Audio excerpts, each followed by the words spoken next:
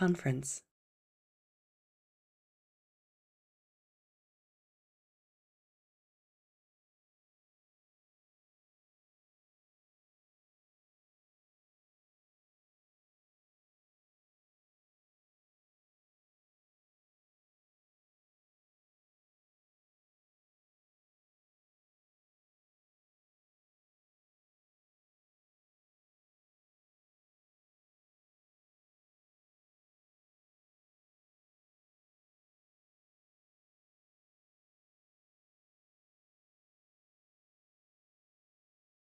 Your call will be disconnected.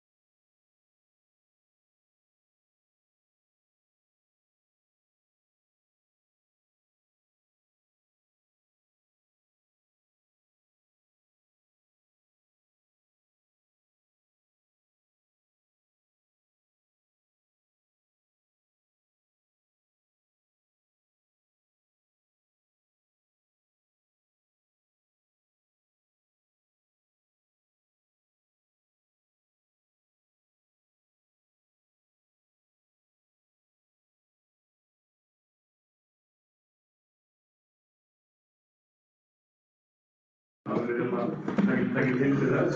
Það eru blöðin á frammi sem fólk getur tölvupóstflokki sitt á. Það eru frekar activates hvað er í gangi. En við erum bara að byrja að gera. Við erum aðeins fram yfir tímann og það er skjóðið. Bara smó bresti spennum sem eru mættir í bestu og fyrir að kemur við teknilegstu. Hérna eru ásettir sem var reyna að koma í gang bara síðast það var eftir gengur annars þessum þetta bara að kíkja á YouTube og það var vantar inn á aðgöður og skoðum þetta bara en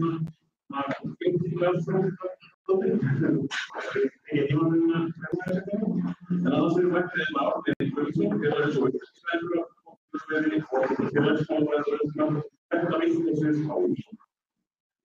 Hálfriðir á hóttir, menntunar fræðingur og sem við kannski í samtíðin og á nokkuð sem ég lögfræðingur BSRB og þess að veita þetta einhverja frásfólkið þá þetta að byrja orðnaðan að verða.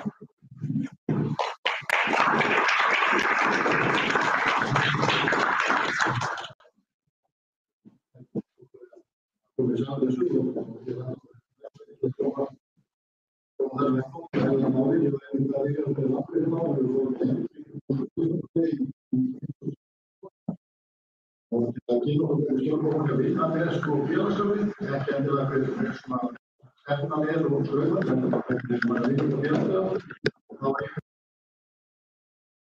Það er notað útlækningar sem ekki ég veit að í tækning kemur það í þessi tækningar. Ég er félagsstörfisvængur og mína rætur líka reyndar í verkfræðisöfnum aðeins en ég er maður sem fór í félagsmiðstöð 11 ára gamall og hefur komið út síðan og hefur mikið verið að vesast einn tíma og þennan tíma fór fyrir þetta skiptu og ég get sagt það ég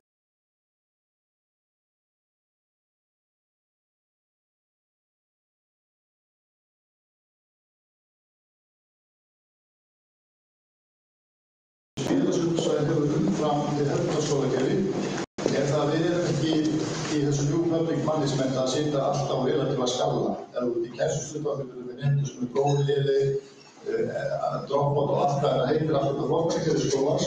Við sem erum félagsstuddsar við erum ekki að pæla í því, við erum að taka umvenningar eða börn sem komið í félagsstað og við tökum þau á þeim stað sem þau eru í sínum þroska og við ýtum þá einstaklingum hverjum og sinni forsendum. Þannig að við erum ekki svona, ef ég reyna á þetta svona, við erum svona paprika sem í því að flokka fólk og sérstaklega öðru sem að heimilin til að við viljum sjá einstaklega þroska þarna. Þá hef ég sagt við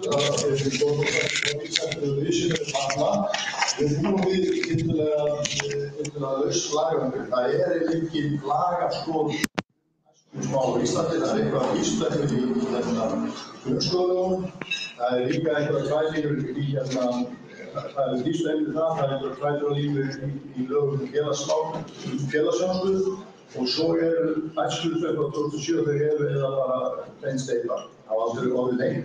Þannig að það rosalega rými fyrir áhugaðu fólk í stjórnmálum að búa til einhver strúktúr í þessum málaflokki sem myndi þá snúast svona hugtök eins og citizenship og empowerment. Það er að segja citizenship í þeim skilningi að þjóðfélagar er að búa til þegna eða sem sagt að efla fólk til að vera þegna sem verður í fylgi samfélagsins. Sem sagt það ekki virka þess að ég fyrir síðan var ég kominn á skoðun persónulega að hafa setið kjörgengi í 15 ár, það er að segja virkja fólkið í samfélagið en stemma hægtir. Við erum búin að unglingaleiðir eða félagsmiðstöð frá 1823 og nú komum við með tímabært að fara að leiðveita og svo hitt atriði sem sjálfefli eða empowerment og það er þessi tvö ríkjadri sem eru með grundvöllur allra menntunar. Síðan kemur auðvitað, ef maður horfir á því þessum skilningi, þá sér maður auðvitað að skólinn eru auðvitað gagnlegur í því dæmi að kenna ýmsar aðferðir eins og stafræði, lestur og svona basic. Allt sem að lítur á samskiptum, lífsmyndaðu slíku, þar æskustarf. Það eru systemið þar eru félagsmiðstöðvarnar og þar eru félagsamtök. Og þess vegna vantar við þóttum góðan rammann það og þess vegna þurfum við líka að gera skil á því að eins og þessi skólaumræðinni, maður heyrir ofta að það ofta forsendum foreldrana. Það að segja, til dæmis umræða sem ofta frístæði, að krakkar þurfa að vera að læra heim í frístæðinu. Þeir sem gengur í skólanum, þau að þjálfa sig í lestri í frístæðinu. Þetta finnst mér ekki gott og þetta svona svipað eins og það að ég færi á skrifstofum mína í kennaraháskóla kvöldið til að skemmta mér. Af því að ég hafði búin að fara í allt sem þetta gerir fyrir morguninn. Þess að segja að frítíminn frítími og frjálstími fyrir þá einstaklingsins þar og þess að verður maður að passa sig að einn lífstíð hefur sig að þvælast inn á svæði annarra einhverju tilgangi morgun þegar þau tilgangi hefur frítíma á vera. Og þess vegna finnst mér þóttið merkistur Karadóttir hitt á fólksöknum barna og ungmenna og liðum í að gera virka þjóðleysefnis allra fyrst. Og síðan það að það auðvitað búið til ákveðin umhverfi samfélaginu og þess vegna finnst mér gaman að heyra þetta reglur sem ég nú loksins. Ég var fóðað starfsmanna samfélagslega eftirfárlega og þá vorum við með sem kröfu í kjarasamningum að setja vinnuvikunum í 36 hlutir. Ég sé það á 25 setna er það komið og að vera aftur sem þetta er. En það auðvitað þannig að það til nóg af samfélagi ríkt. Það alveg hægt að deila verðandi samfélag sem þetta hætti að hluti stóru þjóðaröldringar vinna 70 tíma í viku. Þannig að þetta auðvitað spurning svoleiðis hluti en svo vil ég auðvitað róna þetta er svona 60 hluti sem var að tala að þetta eru þessi lykilatriði í menntun, það er citizenship og empowerment. Og hvernig sögum við nýtæknilega eigum við auðvitað bara að vinna og við erum ekki bara að líka eins kerfis í því sem skólakerfi, við erum að eftir þessi kerfi í kring. Þá fáum nú fólk sem hefur virka skoðanir, virkt í samfélaginu og ég er ekki nokkur einasta aðeins annað en það sé verulega handbæðan. Ég er þessi punktu sjöfundur, en ekki það vil. Sýttu á, takk fyrir mig að það.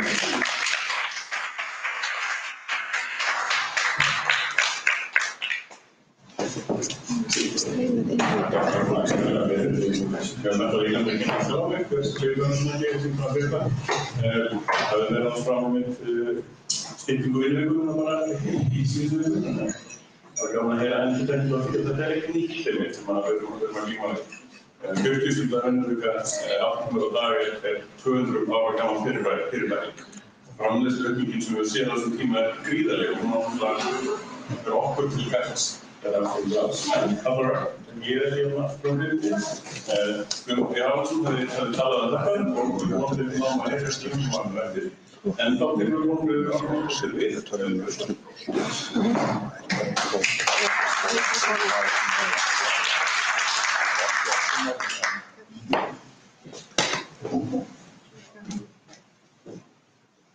Komið sæl. Gaman að fá þér að ykkur hérna í dag. Kristín.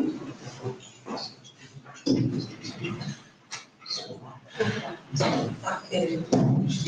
Ég er sem sagt skólastjóri, menntunarfræðingur, kemur norðan eins og þið kannski heyrið á taldanum og hefur verið við skólamál, leikskólamál og grunnskólamál og háskólastarfi líka.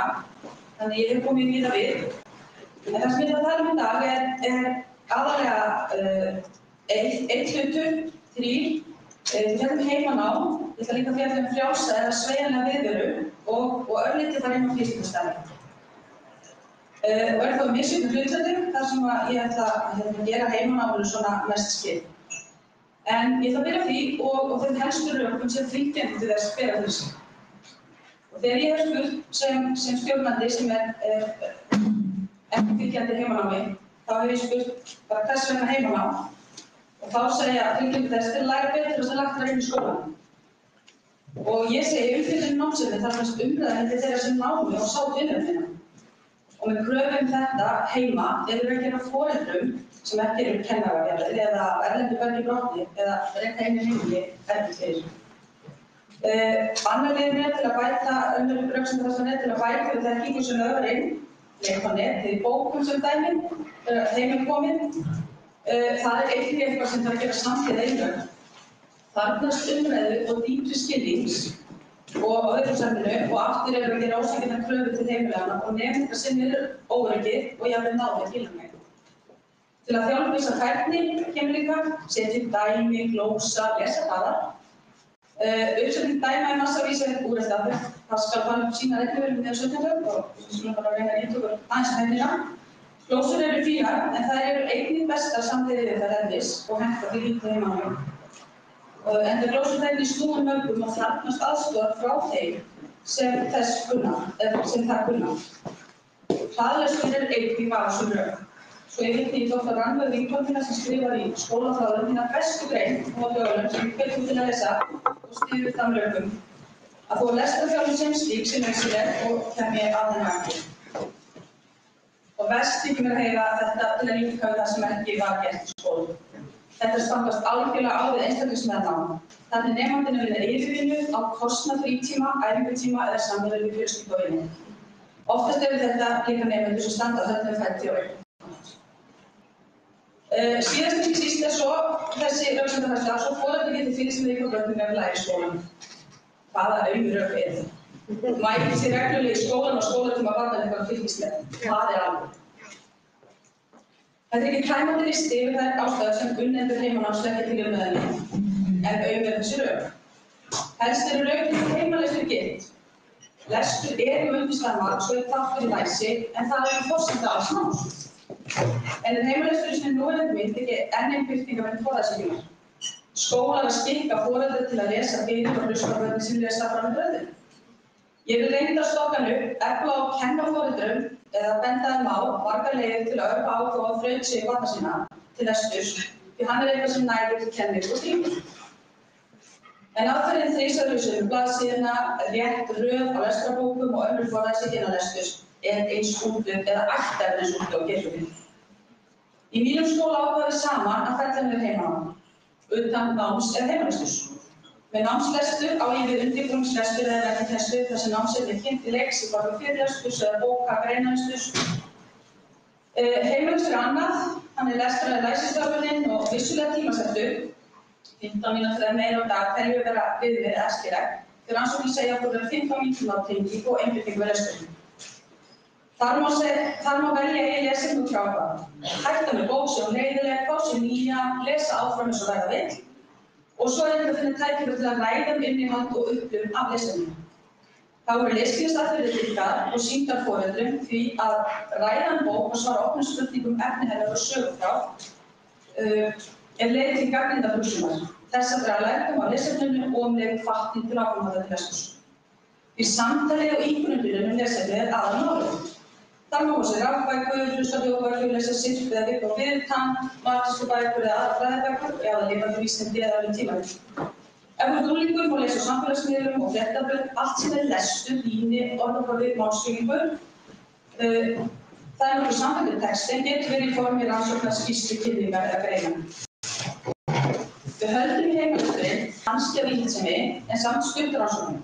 Því meiri lestur, þeim mun meiri námsárangur og orðaforði og skilningur. Þannig erum við að samnýsta.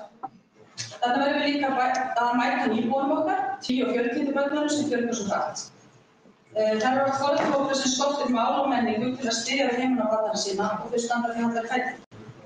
Þess vegna hentar hefðbundið heimanám bara alls ekki. Þá er aftur móti snúið að krefjast heimalesturs, þessara foreldra sem ég nefndi áðan, en farin er svo leið að þau lesa meira í skóla, eigin tungumál og íslensku.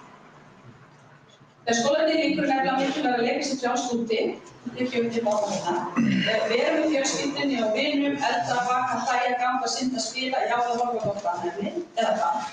Gera íslensku börn að þetta og persónulega nýju íslensku börnin komst í færri við. Samkvæmt rannsóknum á foreldrar á Íslandi hvað mest úti, sem skerðir sameiginlega frítíma fjölskyldna, setur börnin okkar á biðtíma. Bíð eftir að foreldrarnir komi heim, bíð eftir því að tími sér til að sinna þeim og gera allt. Eða eitthvað sem á það vantar. En hvað getum við gert sem samfélag? Við getum boðið upp á sveigjanlegan vinnutíma. Og það gerðum við í mínum skóla.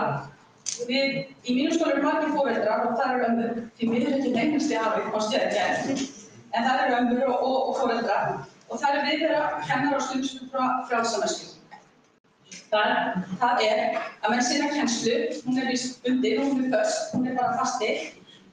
Sinna kennslu og fundum, en þessu kann ráða því sinni vinnustöð sjálfs. Allir kennarar eru með fartölvur og einhverjir eru einnig með spjaldtölvur sem hægt er að vinna í hvað sem er. Til hvers tæknin til að nýta sér hana? Þannig getur kennari í grunnskólanum í Sandgerði sinnt kennslu á mánudegi til klukkan 1 eða 2, farið heim eða í göngu eða bóksafn, hlaðið starfsorku, hlaðið batterín og til samvistar við fjölskylduna eða lokið eitthvað sem gott að eiga ekki eftir þegar þeir eru sótt í leikskólanum eða til að sjá þeim í skólanum. Tími til að sinna sínu mesta með börnunum. Vissulega kemur skuldadögum og kvöldin þegar börnin eru sofnuð eða komin í ró nýtt til undirbúningskennslu. En þetta val fullorðinna sjálfráða fagmanna sem ég treysti eins og sjálfir. Ég get líka sagt ykkur það að kennarinn vætir aðeins einu sinni óundirbúin í kennslu. Við getum eftir frístundastarf og byggt á rannsóknum leikmanna barna þannig að undir hætti skipulags eftir að skóla lýkur og eitthvað fram eftir degi fá börn tækifæri til að gera allmikið heims og hjarta meðal jafningja og fullorðinna sem eru til þess menntaðir, geta stutt við fjölbreytt skapandi og gripið inn í ef og þegar þau vera á. Við getum stytt vinnuviku foreldra svo börn fá meiri tíma til að umganga starf sem standa þeim næst, tíma til að slaka og leika á njótt. Þá ég viss að við erum sáttari börn, víðsýnni, snjallari, þroskari og glaðari. Börn sem eru betri í leikskóla, gengur betri í grunnskóla og hætta mun síður í framhaldsskóla. Við eignumst fleiri iðnaðarmenn, kennara, umhverfisfræðinga og hvað sem og eflum nýsköpun. Við náum þeirri spekileika yfir höfu álfur og við eflum landsbyggðarinnar.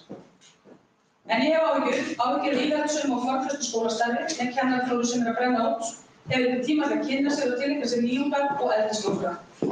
Ég hef áhyggjur vegna þess að stefnan skólamannaafgreiningar ekki að ná festa sig í þessi og ójöfnur milli og innan skóla eykst. Börn eru að fá fleiri og ítarlegri eða alvarlegri greiningar á hegðunarvanda og vanlíðan barnanna eykst. Við verðum að gera okkur gögn, við verðum að forgangsraða rétt í lífi barna okkar, meiri samvinnu með fjölskyldunni, fjölbreytt námsúrval og skóla- og frístundastarf byggt á nýsköpun og nútíma rannsóknum er lykillinn að lausninni. Það er þessu. Takk fyrir mig.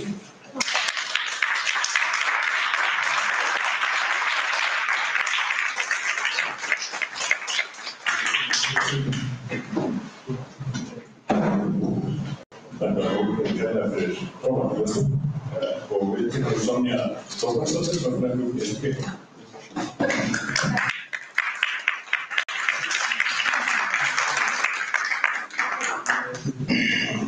Góðan daginn. Takk kærlega fyrir boðið. Ég var að hugsa til þess þegar ég var að hlusta á sessunautana mína eftir við þetta biðja að fá að fara aðeins lengra aftur í æviskeiði barna þegar við höfum líka verið að vinna á BSRT að lengra fæðingarorlofi. Við höfum líka verið að fjalla umönnunarbil. Það var eitthvað svona rétt aðeins að maður skipta á hlutastjóra áður ég fjalla styttingu vinnuveikunar. Það sem við sjáum við erum með 9 mánaða samtals fæðingarorlof fyrir foreldra og það skipt niður að feðrabundi og mæðrabundi og síðan sameiginlegur réttur eða hvort foreldrum sig ef það eru sama kyni. Og við sjáum það núna í kjölfar hrunsins þegar hámarksgreiðslur í fæðingarorlofi voru lækkaðar verulega að þátttaka feðra fer úr 90% árið 2008 niður í 74% núna. Þeir voru að taka 3 mánuði áður en hrunið skall á og þeir eru núna að taka 1,5 mánuði og þeir eru ekki að taka það lengur í einni beit eins og við vorum gjarnan að gera áður. En eitt af markmiðum fæðingarorlofslaga er að tryggja að barnið samvistir við báða foreldra en líka að gera bæði konum og körlum kleift að samþætta fjölskyldu aðferðir. Það er alveg ljóst að þetta markmið er ekki að ganga fram miðað við núverandi fyrirkomulag. Og síðan við gerum skýrslu hjá BSRB umönnunarbili svokallað. Það er þetta tímabil sem tekur við að loknu fæðingarorlofi og þangað til að fæst dagvistúrræði fyrir börn. Og við vitum að á landsvísu meðaltalið það að umönnunarbili er 3 til 6 mánuðir. Og það er mjög misjafnt eftir hvað þú býr. Ef þú býr í þéttbýli eins og höfuðborgarsvæðið eða einhvers Akureyri eða álíka, þá oft meiri úrræði í boði, en það bara 28% sveitarfélaga sem eru með starfandi dagforeldra.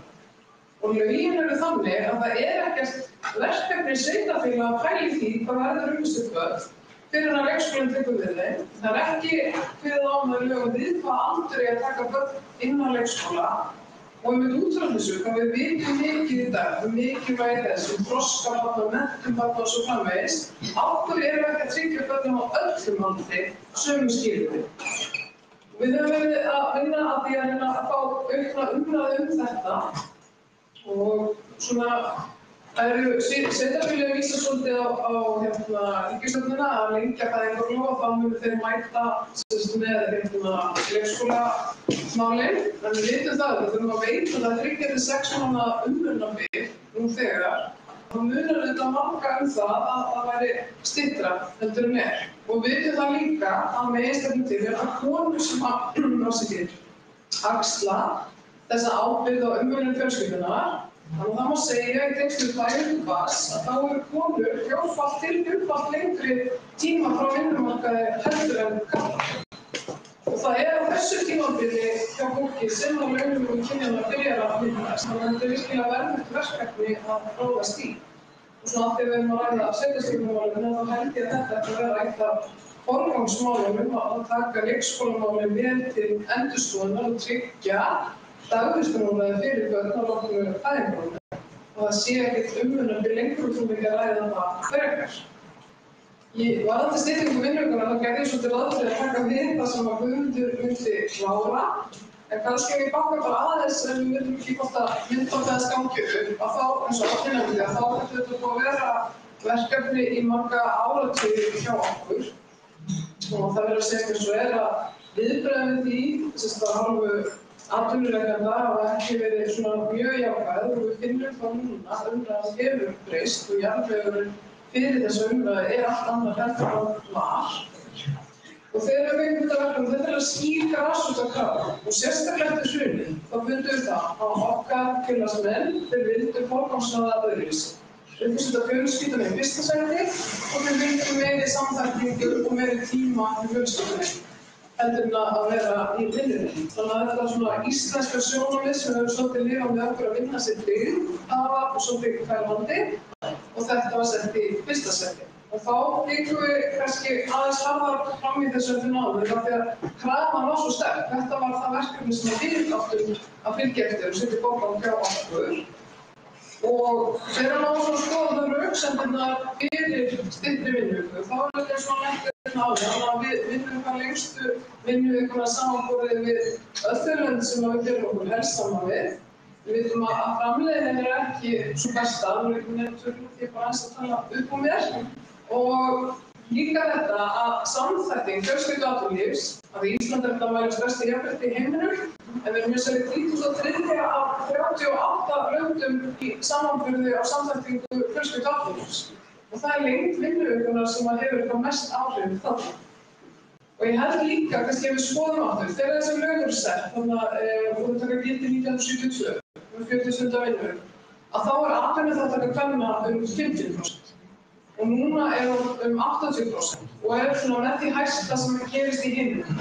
Þannig að þetta svona ákveðið lúxusvandamál fyrir okkur að því leytinu til að auðvitað verðum við þá að finna einhverja leiðir ef við ætlum að hafa jafnmikla þátttöku kvenna og karla áfram á vinnumarkaði sem er auðvitað mjög mikilvægt. En við verðum að gera fólki kleift að samþætta fjölskyldu og atvinnu. Við vitum líka að 80% af þessum konum á vinnumarkaði en 30% þeirra í hlutastörfum. Af því að þær bera ennþá megin ábyrgðina á umönnun fjölskyldunnar og þessum heimilisstörfum. Þannig að þetta líka á þessum tíma þegar lögin eru sett að þá verðum að ganga því vísu að ömmurnar hafa verið heima. Það var meira og stærra stuðningsnet í gangi fyrir fjölskyldur almennt til þess að redda sér í þessum flóknu verkefnum sem að bíða á stærstæðilega varðandi umönnun barna og samþættinguna við vinnuna. Síðan þetta aðrir og svona fleiri þættir heldur að samþætting fjölskylduatvinnulífs sem með röksemd fyrir styttingu vinnuvikuna. Og það til dæmis eins og vinnumenn, það að horfa til þess að dragi úr veikindafjarðvistun og minnki líkur á bæði veikindum og kulnun í starfi, þetta það líka hérna áðan. Og við vitum það að það að aukast mjög mikið nýgengni örorku hér á landi, þannig að þetta mikils að vinna að skoða betur alla svona og bara þannig í kjarna málsins, þetta er bara einhverja hluturlega orðin að skaðin og sviðu. Svo er þetta líka að horfa þessi að fólk segja hamingjusamt. Stytting vinnuvikuna á svona stuðlar af því og við sem bara glaðar í okkar, það minnist reitt á vinna álag. Erlendar rannsóknir eru líka að horfa til svona kolefnisfótspors eins og þess. Þegar við höfum meiri tíma þá endum við frekar fyrir okkur hollan mat, við göngum frekar endur að nota bílinn og svo framvegis, þannig að þetta hefur umhverfisáhrif líka. Og síðan hefur við líka verið að benda á það. Þetta hafi áhrif á stuðlega jafnrétti kynjanna á vinnumarkaði. Því að konur sækja hlutastöður og jafnir svona ábyrgðin á umvinnunar og heimilisstörfum meðal kynjanna. Þannig að það er ekki að segja frá tilraunaverkefnum og við erum á hlutastöðu að ljúka mér að ég að klára. En BSRB er þess að tekið þátt á tilraunaverkefnum bæði hjá ríki og borg.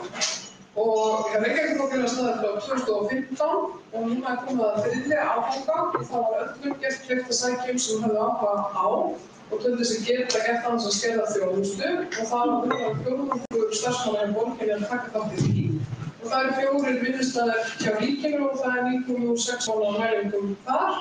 Og til þess að svona klára þetta innlegg að þá voru niðurstöðurnar afar jákvæðar.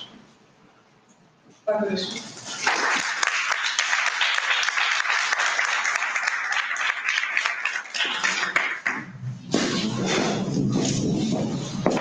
Samlingu fyrir áhuga þetta innlegg.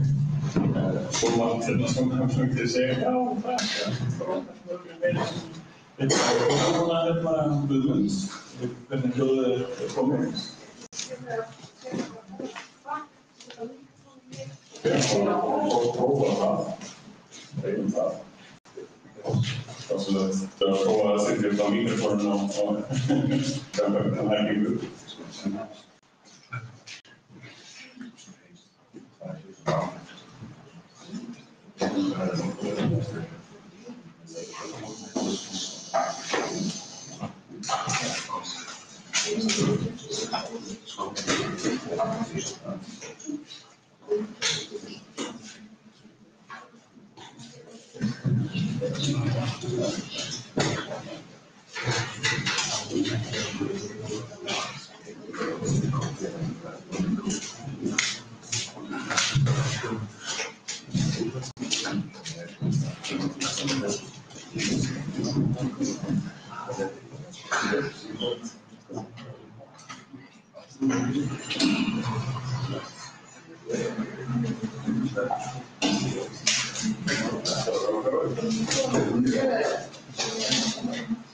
Guðmundur G. Haraldsson, hann stjórnarmaður í öldusmennfélagum Lýðræði og sjálfbærni. Reyna þetta, það var spennandi. Stillingur. Já, ég veit, það er stillingur. Og svo kannski líka bara nefna að þessi linkurinn á Íslandið inn á þarna linkurinn.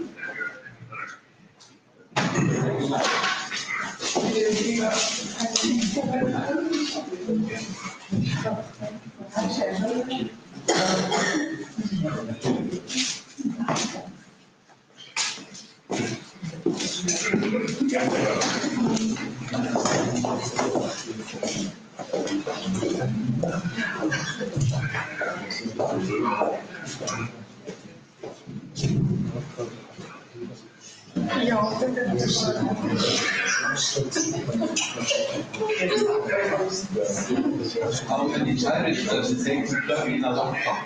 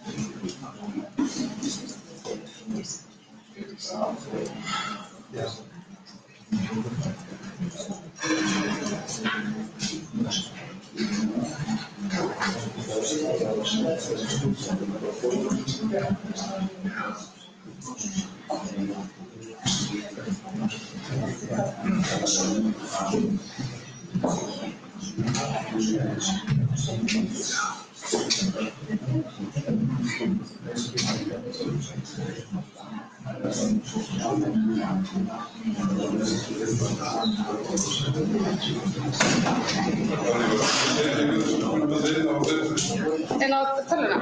Já. Já.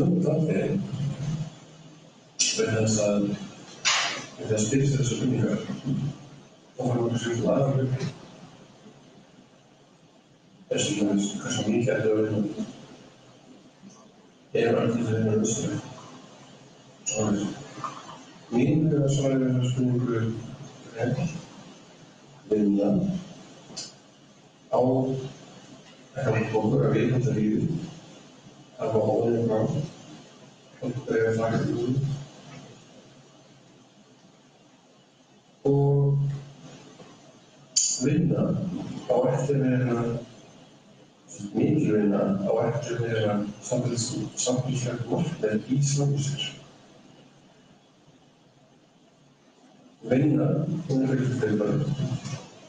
Og hann fyrir ýmsu kostir. Fólk eignast vinir, heims, við svona tímum. Og eitthvað svona líf í samfélaginu. Vinna getur líka verið gerandi. Þetta var náttúrulega. Sumir vilja vinna mjög mikið, finnst það að vera góð leið sér yfir vinna. Og það alltaf lagi. Í sjálfum sér að fólk skar sig alveg. Þessi fjöldan og horfður sem við erum. Það vinna fyrst og fremst leið sem ég á lífið. Flestum finnst nákvæmlega mjög spennandi. Nákvæmlega hefur eitthvað sýnt sig skadalegur. Flestir vilja sinna fjölskyldulífi, áhugamálum og vinum. Og Ísland stendur sig ekki nógu virðisaukaskattinum til. Við getum gert betur. En Ísland þessi land þar sem við erum mjög mikið vinnir. Við vinnum meira heldur en Norðurlöndum, við vinnum meira heldur en gert í þessum Vestur-Evrópuríkjum. Þessum dæmi þá vinnur meðal maður Íslandi 50–80% meira meðal Norðurlöndum. Það er það huga samhengi. Aðalvíkindi eitthvað svo hæsta sem þekkist í OECD. OECD stofnun sem gerir rannsóknir á hagkerfum ýmissa landa, Evrópu, Ameríku, meira til. Þannig að segja að við sem er undir að fyrirni og þessu undirstrika hægt að fá kannski var ekki að bæta á að vaktavinnslu er algeng. Það er eitthvað þjóðum sem er vaktavinnslu en ég hægst að hlutfall í Ég sé að þetta skapar okkur ákveðið vandamál. Vinnuveikuna hefur ekki styst frá árið 1980. Það tæki í þess samfélagi öll að ná Svíþjóð, þessu Svíþjóð í dag. Ef ég hefði góð og svo leið, þannig að við hefðum komið að styrja mjög mikið en gerst 1980 öll. Þannig við þurfum að gera eitthvað. Það er ekki anlega. Ég held að það sé ekki alltaf lagi að minnst hér á hugtakið framleiðni. Hugtakið framleiðni hljómar frekar framleiðni. En Íslandi er framleiðni mjög léleg og mikið minni eftir heimvarunum. Til dæmis 70% meiri á hverri vinnslu. Framleiðni er mjög einfaldlega svo æður sem býr til okkar vinnslu í hagkerfinu með þessu. Mikið framleiðni er grundvöllur þess að geta lifað landsins fyrir og lífsgæði. Það við þú ekki alveg ég held að lifað framleiðni sinni sittur konar meðal annars á raunverulegum. Rán er einmitt annað sem ásaka lifað framleiðni. Það er auðvitað að taka fram langa lista af hlutum. En raunverulega er eitthvað sem hefur áhrif og það er skrásanum. Og raunverulega hefur áhrif á framleiðni lækka framleiðni þegar þú litur. En ég held að þetta áhrif á raunverulega vinnuveru getur verið ýmsutæg.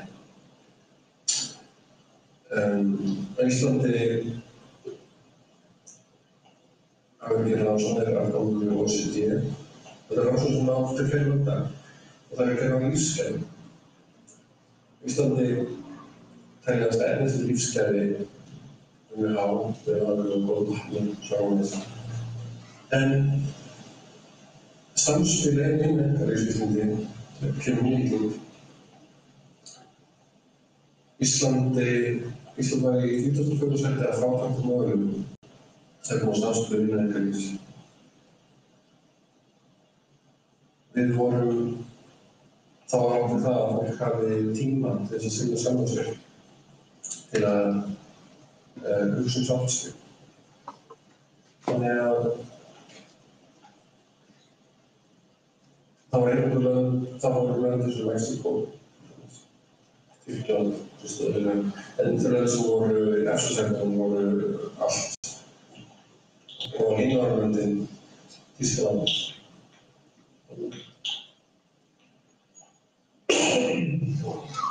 Í öðrum sem eftir, þá var spurningin hvað þessar Norðurlöndum. En þá var þetta ekki hægt að meina því að við erum slægvarleikari en og partundan verði ég ofta þreytt þetta heimilum og ofta eitthvað sinn. Það sögðar sem að spurt og fólk vinna minna og fjena minna. Minna. Það komið svo 20% af ákvæðast. Margir alltaf gátt ekki praxis, kannski að gera þáttum. Það fyrst að reyna. Og kannski var líka eitthvað ekki hægt, við veist að það virkilega fylgjumistöðum stað. Við erum svo sem líka kjást einmitt annað. Á Íslandi ákveðið grunnskólivandamál sem við höfum talað mikið komum illa út eftir það svona. Og ég kannski svo starfsmaður fjármála til að spetta á það. Þá hefðu íslenska foreldrar minni tíma að fólk heimilum með sniðurböndum sína. Það getur sitt með þetta. Við getum möguleika að vinna og vinnum líka og vinnum svolítið hefur margfari sem ekki áhengi þess. Þess að ég rannsókn sem ég nefndi í Bretlandi. Það kom ljós að gróðgróðsgráðsfáttum minnkað 4% sem munið sem 30%. Öll gróðgróðsar með jafnvægum. Þess að sagt, ég held þess að því til Íslandsfjörðina. Og hér myndi ég segja rannsókn Reykjavíkurborgar, Húsavík. Þar skeið þegar sem komið var fyrir þess að einhverjum sem var ekkert og það var líklega svona vandamál okkar. Á heimstöðum þá gegn fólk var minna. Ekki var aukning á velíðan alls staðar en var sem það fólk lifði eftir og framleiðni jóks. Mér er að segja okkur hugmyndin aftur fyrir munna og mótið aldamótin á ennið 1817 og testbyggsfræði niður frá blaða. Hún var í fornum kröfu 8 tíma sögn, 8 tíma vinna, 8 tíma frístundir. Í 12 árum var það samfélagið stökkbraust. Húsin komið í slíku sjúkdómar. Allt að sem komið. 180 tíma í dag, þjóðmótið í Englandi, 15 ára sen, það var orkamarkmið að breyta þessari hugmynd. Orkamarkmið að setja í veginn og vinna lífsgæði, byggja lífsgæði, gerast lífsgæði, setja. Þetta er það sem ég ekki segja.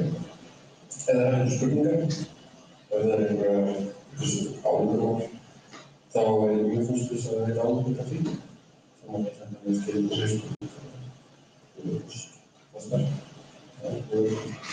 Takk fyrir.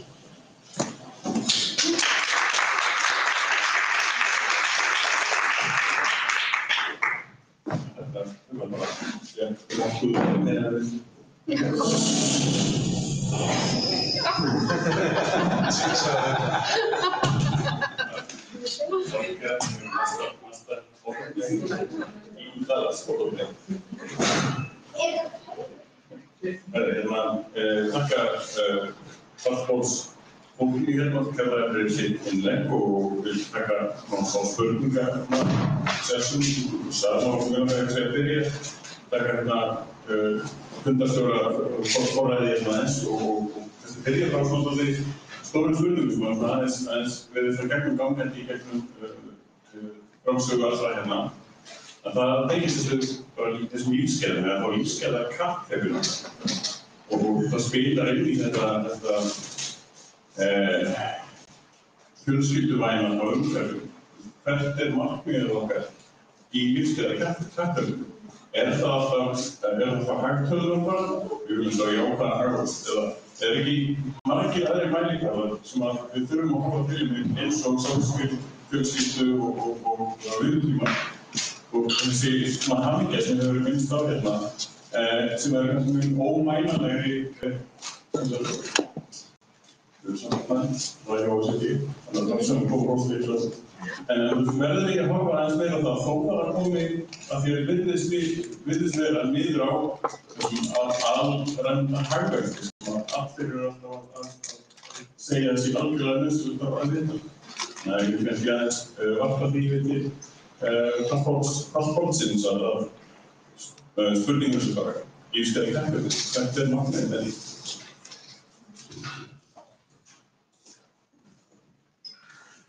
Það er virkilega svo spurt, en ég langar kannski að segja eins og þannig að ég var viljað með fólk sem vísi vinnumennstæði sem fyrir svöndið. Það er fólk á eftir landið 40 pluss, 80 pluss.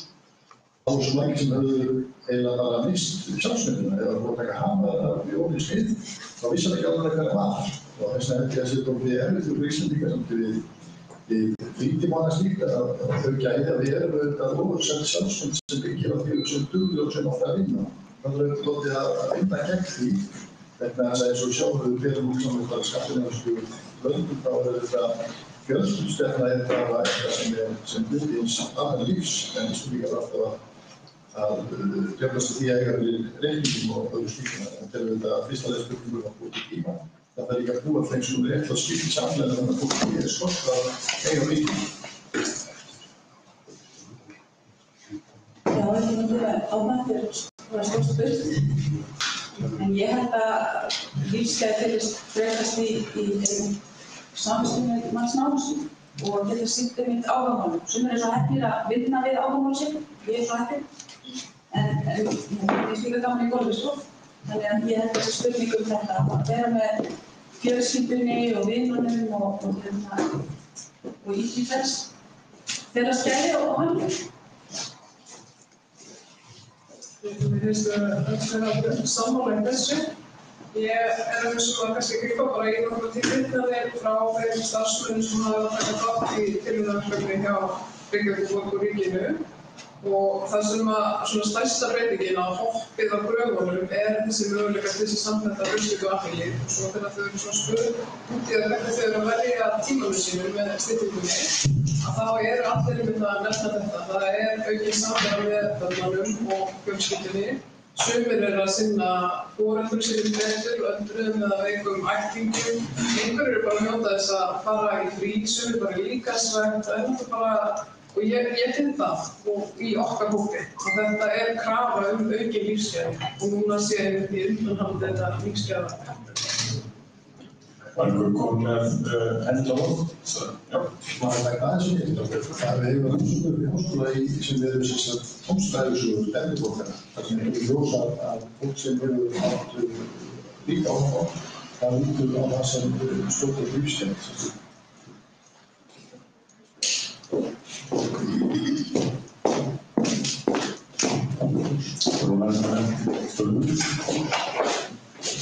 Ég bara spá, ég var ekkert kynnt þetta vel en hvernig fólk heita að vera steindra í umhverfina þegar kannski næra að fara heim, eða eitthvað svona.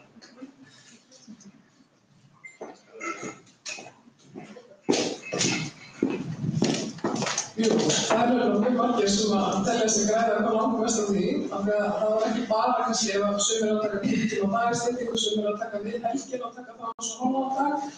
Og það margir sem minnast á þetta og þá koma þeir sem kannski helst á móti þessari hugmynd til vinnuviku og segja bara þá verðum öll eins og hamsturinn í jólum, við þurfum allir verða eftir einhverjum klukkum. Og við sjáum ekkert fyrir okkur að við verðum öll eftir einhverjum klukkum. Þetta að sé það á 36 eða jafnvel minna, eftir hver og einn vinnustæði velur sér. En það sé ekkert einhver ríkisklukka á því að við séum öll 8 til 3 eða eitthvað álíka sko.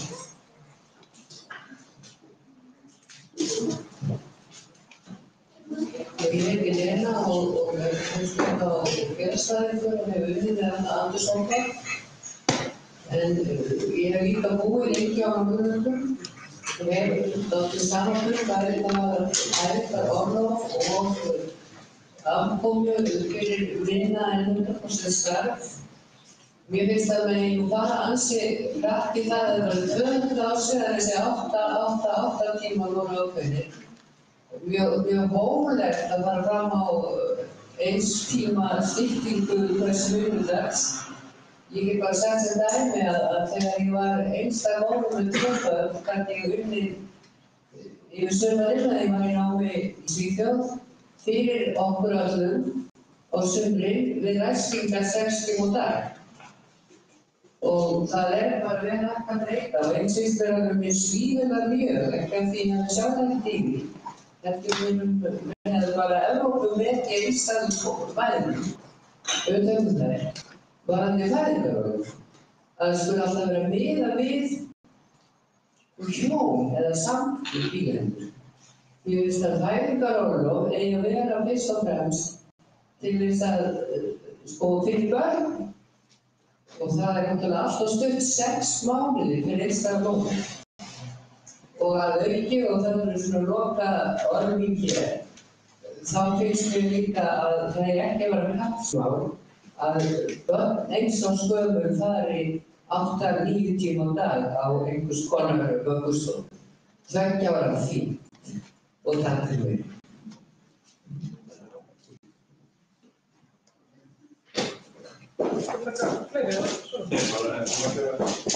Já, ég bara mjög sammálaður í þessu.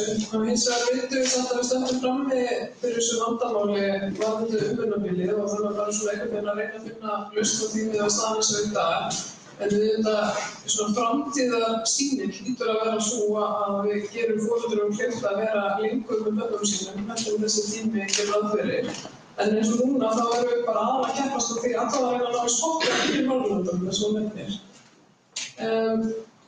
Ég á þessum ásöndaginu, þú þarf að setja ykkur vinnuvíkunar. Það eru 36 tímar í rauninni. Já, oflítið, já. Þú veist, það byggir náttúrulega líka svolítið á því. Þetta var einhvern veginn bara fyrsta krafan og sem maður hefur svolítið reyndað að fylgja eftir þá með það mætti að setja svona skýr krafa. En það er alveg að greina að það ekki endanlega markmiðið, það er svona framtíðarsýnin heldur. En kannski stærsta áskorun í þessu er auðvitað að þetta eins og staðan er í dag og við getum sýnt frá þessum tilraunaverkefnum að það er gagnkvæmur ávinningur fyrir bæði vinnustaði og starfsfólk að gera þetta á dagvinnustöðum. En það auðvitað kostar og þarf að fara í svona aðeins öðruvísi samþættingu á vaktavinnustöðum. Kannski út frá því að það var ekki að koma svona við gullnu töluna í þessum efnum. En Hugsmiðjan, sem er einkafyrirtæki, að þau setja vinnuvíkuna hjá sér og þau vinna 6 tíma á dag. Þannig að það er auðvitað bara alls konar í þessu. Og við horfum svolítið á þannig að hver vinnustaður er líka svolítið að meta fyrir sig. Það er aðalega markmiðið þessu umræðu að hvetja bara til þess að við endurhugsum allt þetta kerfi.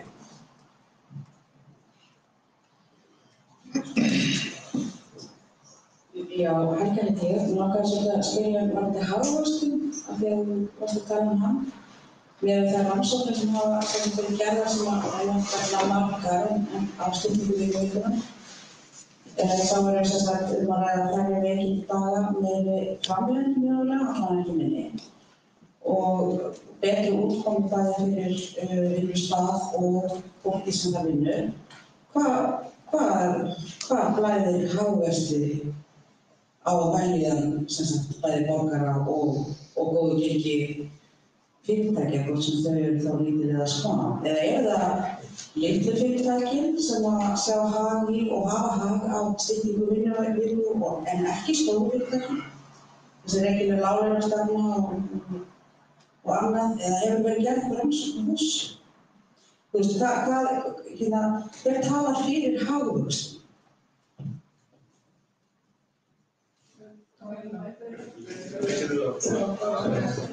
Já, það er nú saman sko að, já, ég vil bara spyrja, er það samtalið séu bautengsl þar á milli. Ég hefði myndið haldið að það myndi, sérstaklega ef það vantar upp á framleiðni á Íslandi, að það ætti ekki að hafa áhrif á hagvöxtinn að tekna námsgögn. Hvort sem er svona fylgjandi að nota hagvöxtinn per se, að ég myndi halda að það gæti jafnvel fyrir gott fyrir hagvöxtinn að fólk hafi tíma og rými til þess að fá nýjar hugmyndir og fara einhverjum skapandi vinnu. Þannig ég vildi bara bæta þetta og komið með þetta líka langar með að kommenta í Dóra Björnstímsi og ég er Pírati og ég hef líka búið í Skandinavíu og ég hef unnið sem kennari eina önn og landið það og það var þannig að við höfum fullt rými til þess að sinna okkar störfum þegar við vorum ekki að kenna og ég upplifði það þannig persónulega að það gerði verkum að ég skildi vinnunni betur og í rauninni var frekar viljur til að nota meiri tíma í hana því ég var þreytt og hafði eitthvað annað sem ég þurfti að sinna, það gæti ekki gert það. En þá satt ég og vann vel þegar ég hafði orku og löngun til þess að gera. Þannig að mér fannst þetta og bara þetta traust gerði það verkum að mér leið betur í vinnunni. Þannig að ég myndi halda að hagvöxturinn myndi frekar aukast eða eitthvað. Náttúrulega að ég gleymi fyrir bleina en hvað skilta að gera á eftir. Til dæmis hugsunin sem var að stilla niður í 60 tíma, treystu að það var 23% framleiðni. Kom ekki alveg og vel fram hvort það væri framleiðni aukning miðað við andra framleiðindaginn eða bara 23% aukning á klukkutíma. Þá heildin væri það í önnur og ég vil aðeins minni framleiðni en það ekki. Þegar allt kemur alls að það hinir mælikvarðanir færri reikingsdagar sem að það líka plús í framleiðni og aukinn hamingja náttúrulega. Þeir telja þarna inn í svona bakatri bara geðheilbrigðismálum eins og að vera nefnir. Það mjög erfitt að ná einhverju góðri tölu þegar allt kemur til alls sem að einhvern veginn það sem fólk vil setja eða sem suðurstjórnmálaflokkar vilja leggja ofuráherslu á einhverja hagvaxtar tölu sem er rót allsins, hvað sem hann að segja, að hún ekki nákvæm, alls ekki og þá var mér þess að verið að uppfæra hagvaxtar tölur núna aftur í tíman, núna mjög nýlega, sem gerði þetta til að verkum að það var svona svartrækjur var tekið inn í og þá var dívan hruninn þess, það var ekki stjúpt og það var í gömlu hagvaxtartölum. Mjög spes, þannig að við verðum að hafa til aðeins fleiri hluta. Hagvaxtartalan nákvæmlega eins og þannig, hún skiptir ekki máli þetta þarf bara hvernig okkur líður og hvernig okkur gengur í dag heilin yfir sem samfélag, bæði þeir sem gengur verst og best og sem dreifinguna stendur alltaf meðaltölin og miðgildin. En þá það náttúrulega öryggisnetið eða samfélagsnetið sem við erum að horfa til að sé styrkt og öruggt. Þannig að við missum ekki í útfólk. Það sem er síðan að hókum gríðarlega erfitt.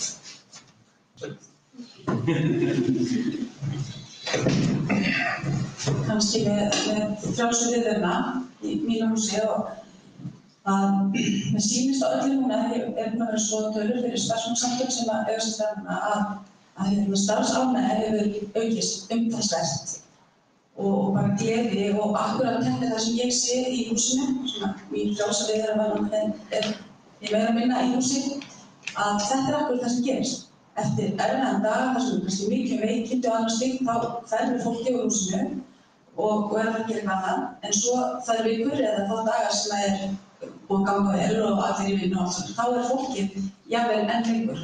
Og þetta er líka að mæta þörfum þeirra sem eru að reka heimili aðra hverja viku, eða sem börnin eru hjá þeim aðra hverja viku, að þá geta þeir hægt snemma þá viku sem þeir eru með börnin sín og unnið svo þeim lengur vikum eftir. En vissulega er það galli að vinnuvika kennara eða vinnuskylda tæplega 43 tímar á viku. Þannig að það er heilt álag á kenningum. En þetta er samt einhvern veginn leið til að mæta því. Og svo hvað var það ríkisklukkuna, þá virðist við vera með hálfgerða ríkisklukku því það byrjar allt klukkan 8 og það hættir allt einhvern veginn milli 5, 4, 5 og 6. Og þarna þurfum við líka einmitt til að létta þessna umferðarþunga eða minnka kolefnisspor annað að vera með meiri sveigjanleika. Af hverju erum við ekki með grunnskóla þar sem starfið byrjar klukkan 9? Af hverju erum við ekki að, það skadar engan, börn skemmast mikið þó við breytum aðeins þessu fasta skipulagi í skólanum. Þetta eru ótrúlega íhaldssamar stofnanir og við erum ofsalega föst í einhverju sem enginn kannski veit hvað sem það er. Og við þurfum að vera svolítið gagnrýnin og hjálpast að breyta skoðunum.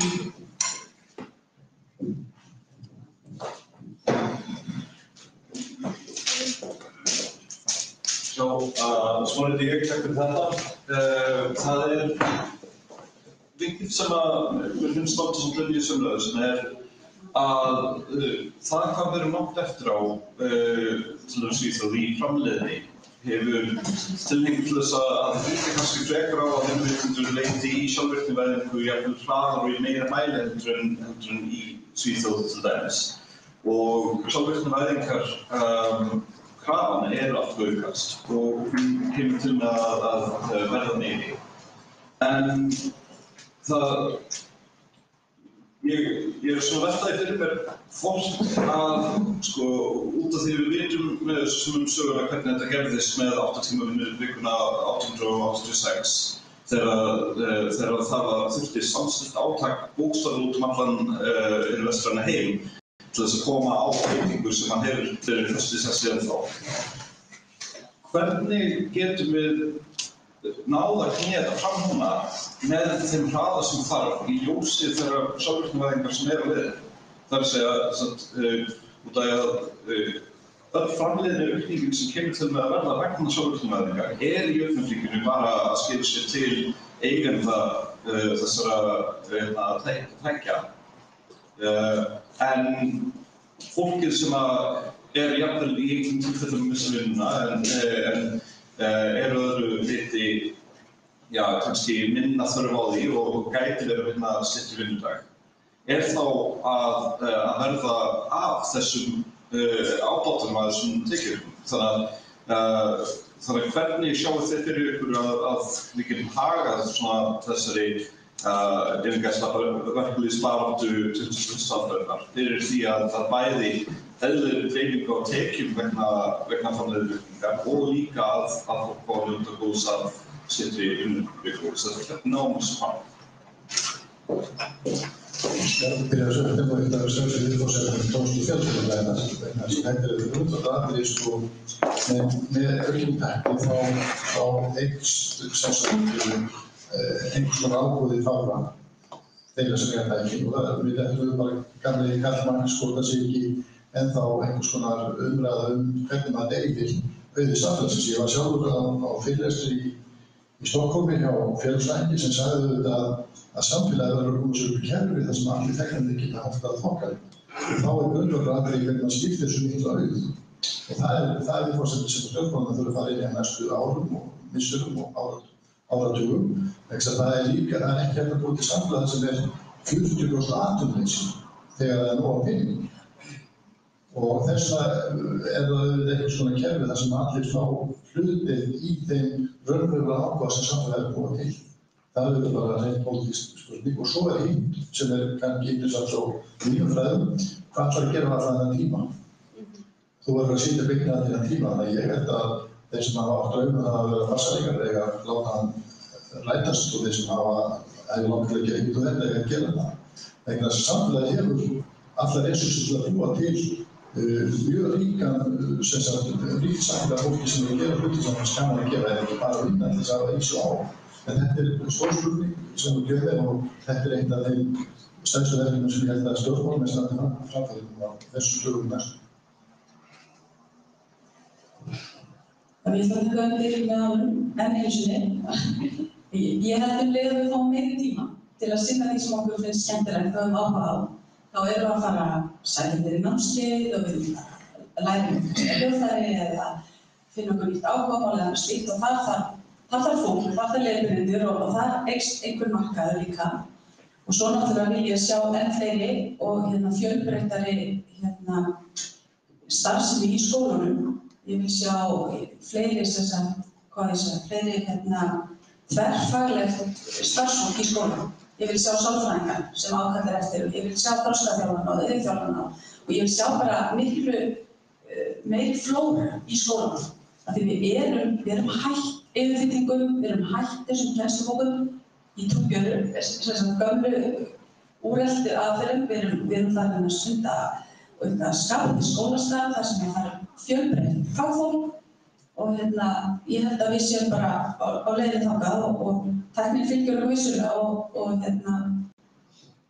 tekur einhver störf og eitthvað okkur en ég held að koma bara annað í staðinn.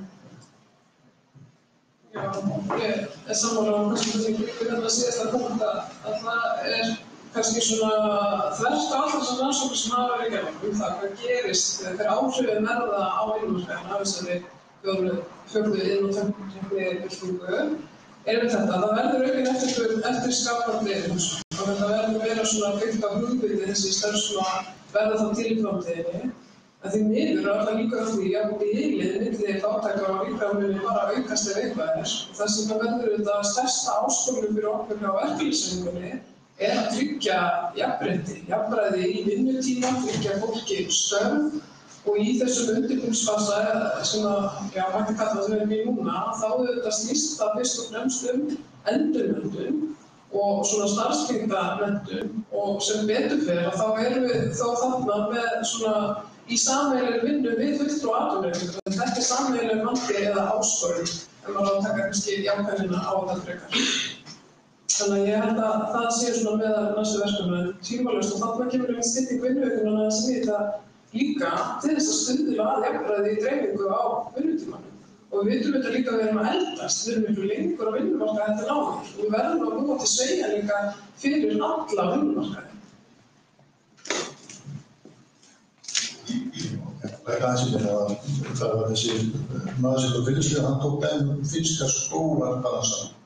Það 100 árum þá unnu 120.000 vinnar við skógar og í dag sagði hann að það væri 2.000 manns. Þetta væri allt sem ekki fyrirtæki sem væri með höfuðstöðvar sínar í Pósthólfi eða staðar. Þannig að í raun og veru hafði þessi 100.000 manns sem borguðu skatt og unnu og borguðu til samfélags og borguðu skólaríki og heilbrigðiskerfið samlaði reist þannig að þessi gróði hann fór alltaf til landi. Þess vegna held ég að það er ekki bara hvernig maður gerir tíma, heldur hvernig maður það gera við því raunverulega ákvæða samfélagsins. Og þá var þessi maðurinn þá lausnaði að maður skattleggja framleiðsluna ef maður fær ekki neinn arð af raunverulegum eigum samfélagsins eins og saman fiskistofnum eða trjástofnum eins og í Finnlandi. Þannig að þetta er gríðarlega flókið og vel land. Örnumstöði að spurningu aðeins að skjóta svona beina umræðing á aðeins í þessu ásamarverðan að það var talað áðan hvernig við þurfum að eyða henni tíma svona losmennurinn, hvernig við ætlum að beina því og þá vekur það mjög spurningu verðan til þess aðlámsmannar eða einhvers aðeins sem að menntakerfið aftur. Þessi svona föstu námskeið sem eru lögð fyrir í aðlámsmanni þó þessi gefur meira frelsi í hvernig henni framfylgt. Það var samt sagt það var að vera x margir tímar í íslensku og x margir tímar í stærðfræði. Hefðbundið séð bara unnið í þessu stundtökuformi en væri það að dreifa meira og þá velti ég fyrir mér hvort að við erum ekki að fara að leggja meiri áherslu á skapandi greinar og skapandi skólan sem við fyrir mynda Ken Robinson sem skóðslega vinsældan og okkar gera þetta. Hvernig horfir þetta í framtíð okkar sem menntakerfi, með menntakerfi sem að styður við þetta framtíða samfélag sem voru annars lýst eftir. Við farið aðeins að það eftir að hún svara á spurningu verkefnisvara og veldi. Komið sæl, fyrir ég er að byrja að taka ykkur kærlega velkomna. Mín spurning í allri, eða nánast allri umræðu styttingu vinnuvikunnar, það hefur alltaf verið sett, eða oftast sett í samhengi við það að stytta vinnudaginn en halda áfram 5 dögum. Nú hugsmíðin að stytta sína vinnuvikunum niður í 30 tíma, þar lendi alveg rými til þess að fækka vinnudögunum. Það er svona velti fyrir mér að þetta tengist alveg jafn mikið vinnumarkaðnum og menntakerfinu, hvort að það væri kostir umfram styttingu vinnudagsins að fækka vinnudögunum niður í 4. Alveg svo að samkvæmt internetinu Henry Ford stytti vinnuvikuna úr 6 í 5 daga fyrir 100 ára. Hvort við getum farið í 4 daga, hverju væri kostur og gallar þeirra hugmyndar í staðinn fyrir að stytta vinnudaginn.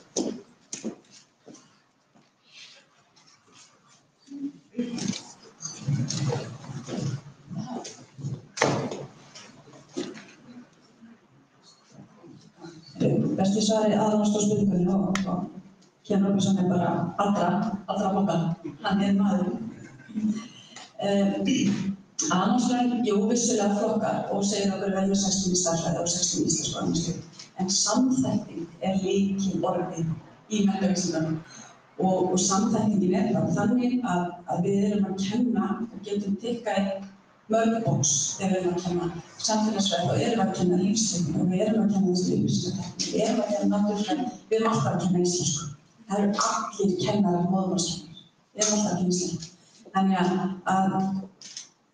kennarar í dag horfa ekki á þetta beint svona og þetta ekki það sem við beint tökum bókstaflega, frekar en að öðrum frægum ritum, þá samþætting lykilorðið þegar það þetta og sköpum vissuna. Ég held í þessari umræðu að þér sem sagði að við viljum meina og við getum sýnt fram á það með þessum tilraunverkefnum hjá Reykjavík og núna svona fyrstu vísbendingar frá ríkinu að þetta gagnkvæmur ávinningur atvinnurekenda og starfsfólks. Þannig að við viljum meina að þetta eigi ekki að þurfa að vera kaups á svona dagvinnustofnunum eftir sé þetta bara komið báðir út í hús, svo að segja. Þannig að út frá þessu þá held ég að sé mjög mikilvægt að þetta sé aðlaga svolítið eftir hverju vinnustaf fyrir sig. Og ég myndir segja, henni fótt að húsinu, það margir bara sem þá með sína sýn á þessi mál og mér finnst það ekki neitt að vera að skrifa þess stein, að það sé einmitt. Ég verið að viðbúða með þessa kröfu úr 40-36 bara til þess að spilla þess við og breyta viðhorfum, en svo finnst þetta okkur allt vera óveit hver svona gerir við eftir náttúruleika. En ég þannig ekki út það er auðvitað mjög erfitt samt líka eins og við tökum það foreldruna sem að þurfa að eyða tíma með börnunum sínum og þá eru ákveðnar fastar stofur í vinnudegi þáttanna á móti, þannig að það þarf einhvern veginn alltaf að tala saman. Ég skal bara fókus á sjálf með eina spurningu sem svona kannski helst beint til eins og Arnó. Það var að ég svolítið á að heyra hver sýnin á hvar eða hver þýttur barnækja. Þetta er þetta sem ég hugsa um við höfum á í dag ekki bara það að mamma og pabbi vinna mikið og það þarf að fara í búðina, það þarf alltaf matið ekki tíma heimann og af því að það líka þau eru svo mikið, það er mörgum tómstundum. Það er kannski að æfa fótbolta og fimleika og svo nærinn á helgar og við erum með börn sem að æfa kannski 4-5 sinnum í viku. Þannig er svolítið kannski gaman alltaf fram. Hvað frítími barn í dag? Það nokkrar svona ríkjur rannsóknir, en það þannig ef þú getur frítíma sem er algjörlega frjálsa tíma, þá getur maður sagt að í lífi margra barna ekki, vegna þess að þú ert að fara klukkan þetta hitt og þetta. Þetta er svona samfélagi í skutlu og slíku. En þetta ég tók sjálfur tók 2-30 ára menn, kortlaði vikunni á þeim, alveg mínútur í mínútu. Og það kom í ljós að annar þeirra, hann átti ekki tíma, hann átti engan mínútu í þessa viku sem ég tók, sem hann gat frástöðustokið.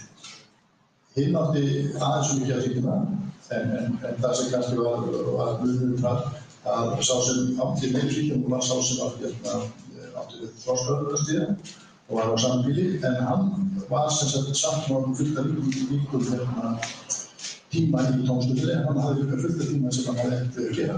En ég held að almennt ef hann tekur börn og unglinga og sérstaklega þegar við horfum á eins og við sáum með 9 ára börn í Hafnarfirði og svona 10 árum, þá sama börn sem voru fyrstendri hálf mánaðan frá 1 til 6-15 börn.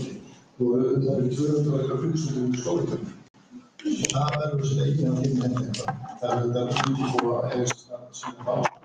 Og ég held að í þessu samfélagi sem við erum núna, í þessu skuldi og þessu vísfjármagni, þá þurfum við að búa til eitthvað fyrirkomulag í lífi barna sem innifelur einhvers konar frjálsræði. Ég veit að sumpæðilum, við á hópsveinsnefndinni þessari stefnu að búa til skóla sem eru með lífi fyrir alla þessa þætti.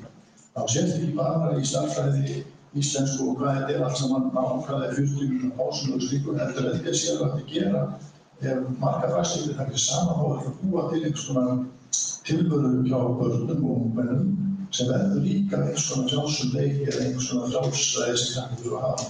En ég sjálfur dálítið efa þetta til skapja sem ekki sund til dæmis og vakna 4 á morgnana og sitja í 3 tíma 5 daga í viku. Er þetta áhugamál eða hobby eða hvað þetta? Ég held að við þurfum að búa til svona system, við getum alveg gert það vegna þess að ég held að sé fullt af fólki sem kemur upp stál sem hefur svona 160 gráð sín á að uppeldi barnungmenna ekki bara einn stofnun, þetta þetta samfélag fullt af fólki.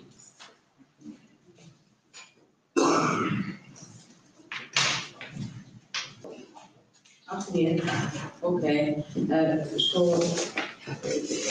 nú erum við komin aðeins í spurningi jafnvel þó að þetta sé ekki árum síðan sem þú ert að tala sem börn mæta inn í skólann fyrir aftur núna verið að sækja fjöldi. Svo ég get náttúrulega kannski, ég er á mjög tímkvæmur saman á mér, ég finnst það að græla ábyrgði um vinnugeti.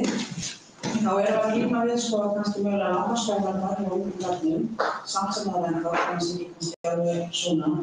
Og svo síðan þetta samtala okkar sem er að eiga sér stað núna sem að það róleysi. Eða lesskilning, kannski greið. Og við erum í einhverjum smá svona vandræðum sem samfélag að skilgreina hvaðan þetta vandræðamál kemur raun og veru. Og að sjálfsögðu höfum við sem samfélag líka einhvern benda á lestur. Af því að lestur verður fátæklegri með barna frá ári til árs. Síðan eru þeir sem starfa inn í skólakerfinu, nú ger ég þetta ekki kennari, ég var vinur sem kennari, hafa dúkkað upp svona hugmyndir eins og mögulega hefur þetta bara ekkert með lestur að gera. Heldur hefur þetta með samtal að gera. Samtal inn á heimilinu, það er að segja samskipti við foreldra og fólkið inn í fjölskyldunum inn á heimilinu. Og það hefur líka með styttingu vinnuvikunnar að gera og ýmislegt annað að hér allavega kostnað, það fylgdi því ákveðinn kostnaður að fara í þessar aðgerðir að stytta vinnuvikuna að auka mæta þessum þörfum. Hvort sem það er þarfir fólksins eða bara ný gerð af atvinnulífi. Og þú talaðir áðan þessi skiptingu auðs í samfélaginu. Hvað ef við hættum að tvískipta þessum hlutum tími og svo auður, af því að ef tíminn er í raun og veru stærsti auðurinn, að án hans muni samfélagið brotnast og að innan á meðan við náttúrulega að reyna að halda utan það utan. Það er svona breyting á orðræðu kannski í félagslegt vandamál. Menn hefur verið að vinna við þetta svona ákomandi margar gera borgarlög og þannig er það annar vinkill í styttingu vinnuviku, fækkun vinnudaga og þá ákveðið svona góð undir svona frjálsari notkun á tíma sínum til vinnu sem að borgarlög væru mögulega hvernig það passar inn í aðstæðin sem við erum á hverju. Ég finnst að það er mjög þarf umræðu vegna þess að það líka umræðu svona launmanna í samfélaginu, þá er það svo ofboðslega gildishlaði umræðu. Það er enginn einnig sem er orðið hálaunabætur, hálaunabótakerfið. Er það til? Er það hálaunabótakerfið? Er það rosalega starfslokasamningar? En svo er það örorkubótakerfið, það er búið gildishlaða þessu framinn. Ef þú ert ekki í einhverjum kíma samfélagsins, þá er þetta þegi. Vinnuveitandi, launþegi og alls konar svona orðræður sem eru þetta skömm. Þess vegna held ég að hljóta vera þannig að allavega þessi eins og það lítur mér þá er þannig að það eru tiltekið auðvitað til í samfélaginu. Það er búið mikil áratugum og áratugum saman á skipstæðum, svo kemur því tækni. Þá til dæmis verður að finna einhverju leið því ekki að pröfa að hafa atvinnubótaþega eða atvinnuleysisþega, hvernig maður vil segja þetta í stórum ræðum. Við erum að byggja samfélag sem allir hafa til eins og skeiðar. Þá finnst við borgarlögin bara að vera hluti af því kerfi hvernig þurfum að fara með sameiginlega eigu samfélagsins. Þannig að við erum í stjórnvel á allavega með borgarlögin.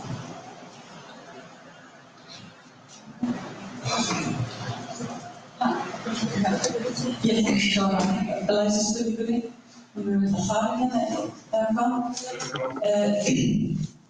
Það sem hefur breyst varðandi læsið er auðvitað tengt vinnuvikunni og það Það áður fyrr átti sér stað samtal, það var sungið fyrir börn, það var lesið fyrir börn og spjallað innihald af því sem var lesið, eins og ég kom inn á áðan.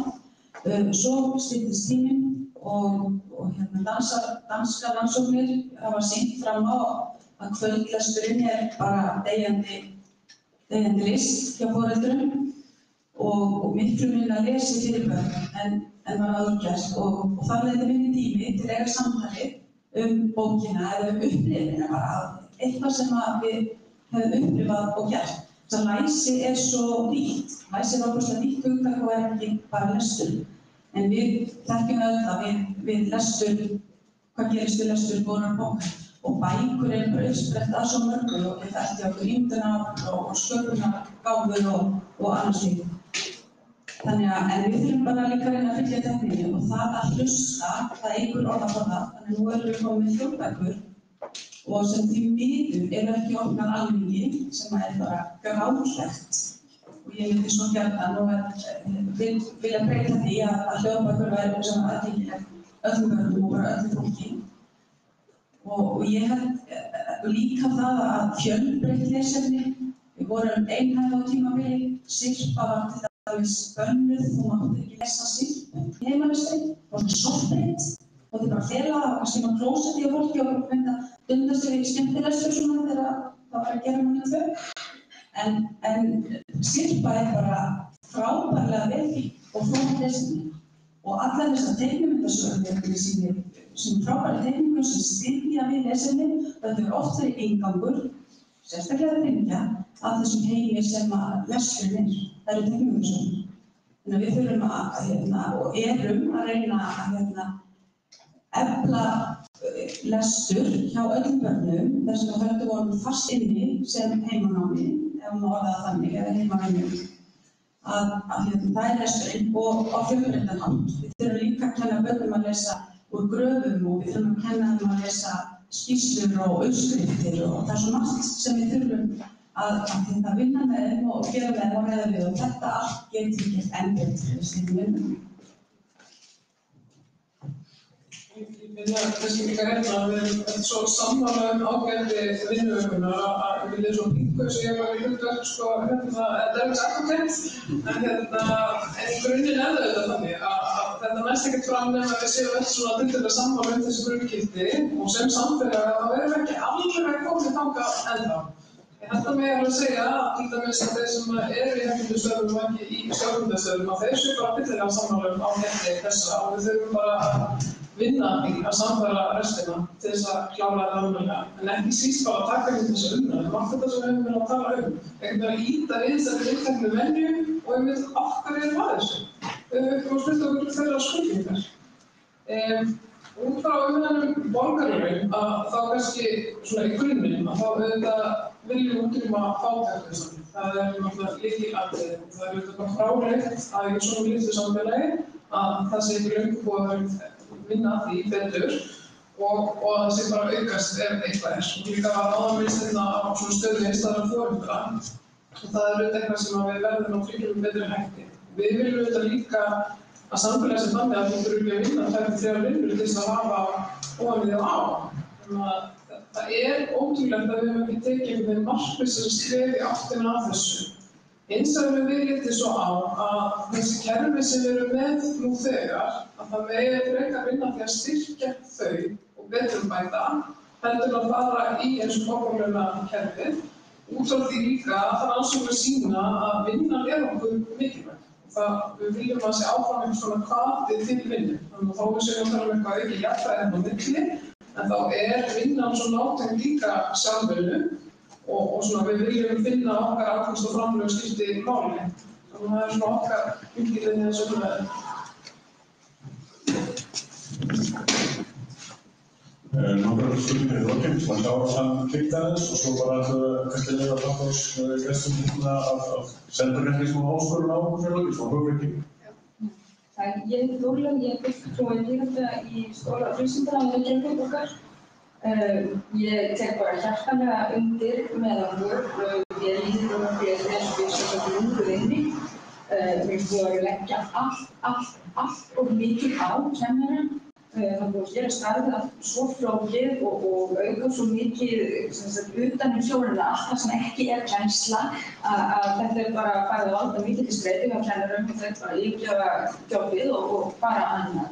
En nú er ég stýra starfshópi dagvistun og einn komið tillögur að því hvernig getur bætt aðstöðu dagforeldra og þegar við vilja að skoða þetta mál þá kemst það mikil munur á fjárveitingum sem fara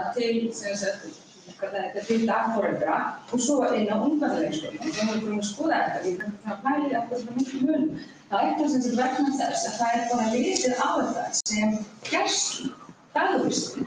Vistun yngstu borgarana okkar, þar við vitum að það er beinlega lengur heilaskaða að örva þau ekki, að knúsa þau ekki, að syngja ekki fyrir þau. Reglurnar og gæslu þeirra byggja á 3 fermetra til leiksvæðis. Það þarf að passa skiptiborðið, það þarf brunavarnir, en það er ekkert pedagógíska, faglega örvun barna. Þannig að við erum að borga þetta svona lágmarksupphæðir með börnum einmitt af því að það er eins og við séum bara með það í vistun og ég vona það núna að við getum bara herjað á löggjafann bæði þetta mál og styttingu vinnuveikunar og þetta er ekki hægt að láta foreldrar bera kostnaðinn af því að við erum ekki búin að leysa þetta til frá lokafæðingarorlofs yfir í leikskóla. Þetta er bara búið að velta þessum kostnaði í einu foreldra og það er ekki foreldra.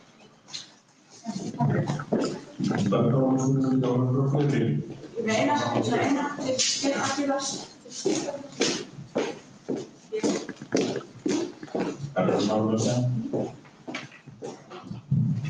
Mér langar að spyrja, eru stéttarfélögin almennt óttast þau borgaralaun og vilja frekar halda í sitt eigið kerfi sem þá hvert?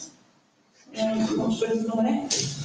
Er til eitthvað kerfi innan stéttarfélaganna sem fyrir líkingu við hugmyndina borgaralaun? Að hvað leyti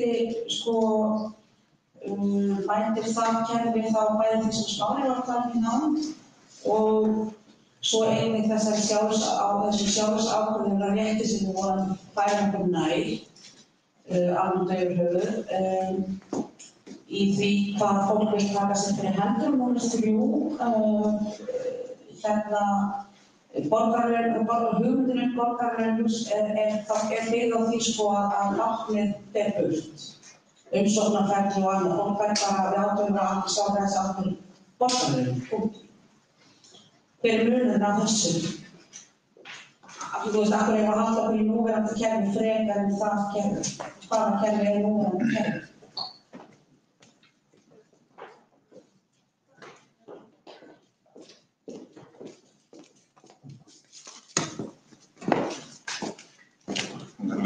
Viðbútur við það að vinna með Pírötum þá hef ég líka verið að vinna með PEP, samtök af fólks í fátækt. Og þegar þú minnst á að við viljum út sem að fátækt þá poppaði það upp.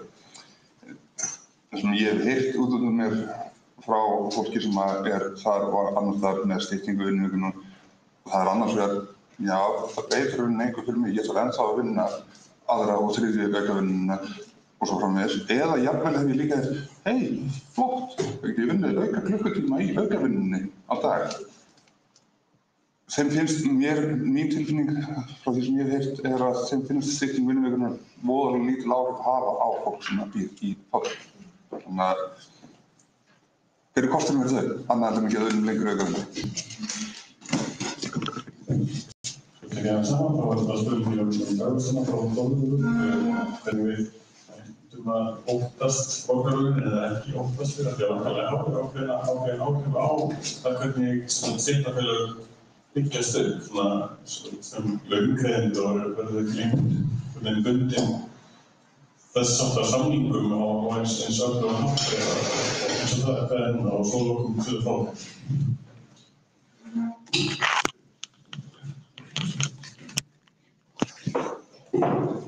Kannski ágætt að árétta það að það eru 200 stéttarfélög starfandi í landinu og ég er innan frá BSD sem eru innan af 4 heildarsamtökum stéttarfélaga og stéttarfélagaþátttaka er mjög há en ég hef ekki orðið vör við það að það sé kannski Ég hef allavega ekki gert því að setja fyrir sérstaklega ályktað að fjalla borgarlög, en við hins vegar hann fyrir að lagt frumvarp fram þess efnis og það var skemmtur umsögnum þarum og það svona átti ég sýn BSB inn í þessa umræðu og þetta sýnin og það sem við erum að horfa til, kannski bara mjög aðgengilegum hætti, auðvitað sá að ef að þú ert færir það og getur að þá sért að vinna.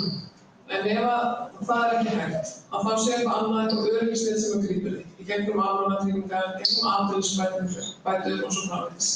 En það þau kerfi sem ég að tala sem við viljum styrkja enn frekar. Kannski varðandi fátæktina að þá, af því að það ekki allsherjar lausn á öllum vanda.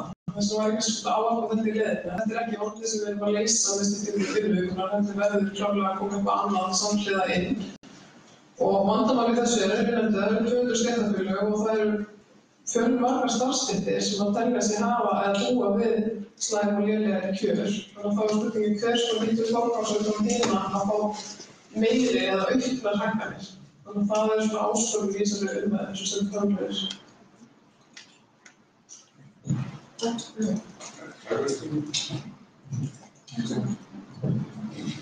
Sambandi hérna dagskránni þá daggæslanski þá finnst mér það rosalega ótrúlega hlutur.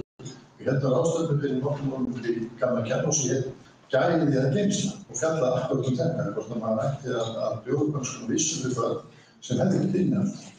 Það finnst mér eiginlega alveg svakandi. Það kannski dálítið einkennandi fyrir hinn óformlega félagasamtök, æskusamtök, félagsmiðstöðvar jafnvel, að það ekkert endur að definera fólki frá að definera hvað fyrir félagsverkum og félagsverfi, en svona hálfu hins opinbera þá svo langt í land með að svona regluverk yfir hvað til skæða félagsverf og annað slíkt. Og ég seti þetta alveg í þann mark og ég sé þetta bara sem gott verk fyrir stjórnmálar að fara og vinna í, vegna þess að við eigum að búa til umgjörð sem hægt að sprella innan í nokkuð frjálsræði með einhvers konar viðmiðum og innihaldi sem passar til sem við standa á þess að finnst mér þetta eiginlega að vera lýsing á geymslufyrirkomulagi á ungu börnum sem við talum ekki í neinu uppeldisstarfsemi.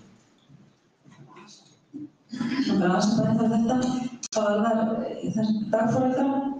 Ég vil náttúrulega bara sjá fæðingarorlofið brotið. Það bara þannig geðtengslamyndun barna á sér stað fyrsta ári og gríðarlega mikilvægt. Og ég held að ef við myndum lengja fæðingarorlofið og það barnið sem á fæðingarorlofið, og það ekki skipta máli hvort það einn foreldri, tveir eða fimm eða hvað sem það það barnið sem á rétt á því að vera í samvistum með sína foreldra eða sem foreldri og ég held að með því líka að horfa á þetta þannig að við lengjum fæðingarorlofið og samveru barns við foreldri eða foreldra, þá erum við líka að sjá breytingu ég held greiningum og öðru slíku þegar upp í leik og grunnskóla að koma. Við erum bara ekki að tala þá bara samtali börn og þroskafræði og bara tilbúinari til að takast á lífi. Ég skal bara rétt að breyta við að ég veit að það starfshópur núna á vegum velferðarráðuneytis sem að endurskoða dagvistunarmálin sem betur fer og ekki vanþörf á þetta hefur óbreyst síðan 1992 og sem betur fer myndum við öðlast meiri þekkingu. En ég held að út frá þessu sem var nefna áðan, það ákveðið mismunun í gangi varðandi hvernig stuðningur við börn eða hvernig þjónusta við börn á hálflegs opinbera og því verður að breyta. Það alveg kannski mál.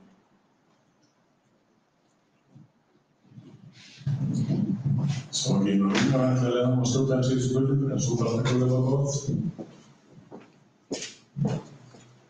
Já, núna hérna. Sértilegt. Ég var bara að spá, nú við svona barnafólkur sem fengið þau skilaboð og sterkt að við séum svona eiginlega berjast sitt hlutin við og stéttarfélögin. Við viljum hlutastörf en stéttarfélögin 100%. Bara spá í hvort hvernig svona sem BSRB, hvernig afstaða þess félags til þessa og bara svona því að við erum að tala þetta sveigjanlega svona vinnutíma og vinnudag og allt það og líka bara ef aðrir vilja tjá sig takk.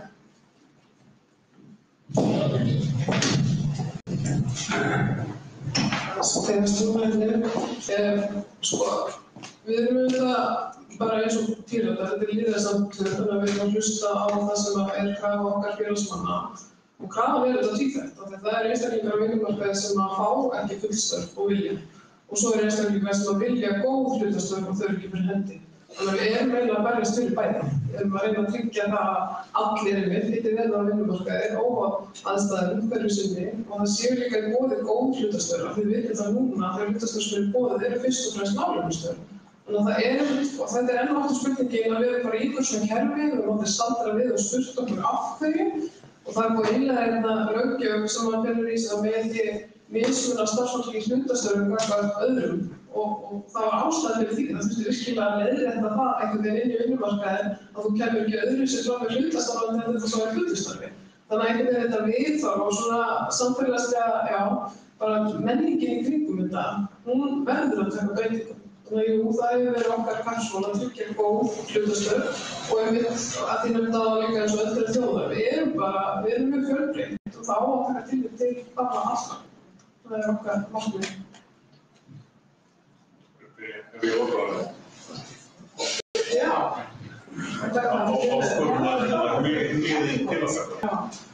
Við erum náttúrulega að fara yfir svo ótrúlega margt ég veit ekki, ég mjög ánægð með ég sé hverju síðast orðið alltaf þess að taka þetta saman. En ég bara þannig árið þetta aftur, ég held að það sé mjög mikilvægt verkefni og alveg saman hvaða þátt við erum að snerta hérna, að við einhvern veginn storskum aðeins þessari viðteknu venjum og þessari menningu sem við búum við. Og ég gerum ykkur fyrir að flest allir sem að reyna eða feta þá braut og þeir eru kallaðir ótryggir og svo framvegis. En við breytum ekki neinu ef við bara höldum áfram einhvern veginn að sigla svona í gegnum þetta án þess að skoða af hverju erum við að gera hlutina og með hvað hætti erum við að gera og hver ávinningum það fyrir alla. Þannig að ég held svona að það sé vonandi að það fylgi okkur öllum í okkar næstu verkefnum. Hvað varðar menntamálin, þá vil ég bara segja það sem að grunnskólarnir eru á framfæri sveitarfélaganna að það þarf að endurskoða allt það kerfi. Og við þurfum líka að halda kennarinn okkar, þeir þurfa að vinna í góðu starfsumhverfi og nærandi og það er ótrúlega margt. Ég myndi vilja sjá innmyndarsveigjanlegan vinnutíma, ég myndi vilja sjá minnkun kennsluskyldu sem ég veit að er ógnandi fyrir marga, ég var að kenna bara 26 kennslustundir á viku en það er eins og með fréttamanni sem er í fréttatíma, það þarf að undirbúa hver einustu kennslustund. Í dag erum við með skóla án aðgreiningar eða eigum að vera það er ekki, svo er ekki raunin eins og nýjar íslenskar rannsóknir hafa sagt okkur.